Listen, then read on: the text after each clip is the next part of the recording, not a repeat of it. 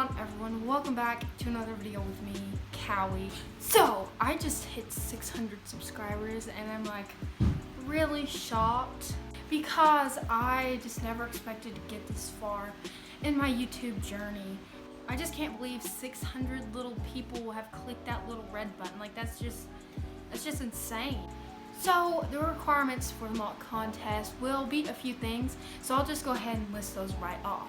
The first requirement is going to be that you want your mock to be about 32 by 32, just because you don't want a bigger channel, you know, making a bigger mock and then maybe winning. It's just not fair that way, so just try to minimize it to a 32 by 32 base plate.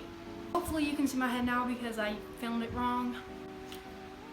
Also, the mock can be any theme basically that you want it to be. I'm not really biased to any theme. Whatever makes you happy and what you do normally. Don't go out of your way to make something that I make. Just like be chill with it, you know. Do whatever you want to do. You want to be subscribed to the channel if you're not already. So do it down here. I think this is the right side. I'm not sure.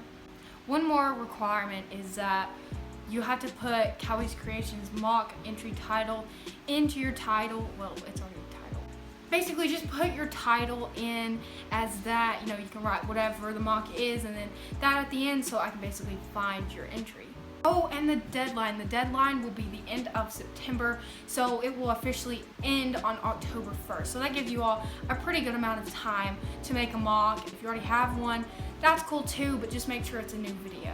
So yeah, that's pretty much all I can say about the mock contest, but I hope you all do have a good time building. Also, a quick announcement is school has started back, so I won't be able to do as many videos, but I will try to grind out one each week.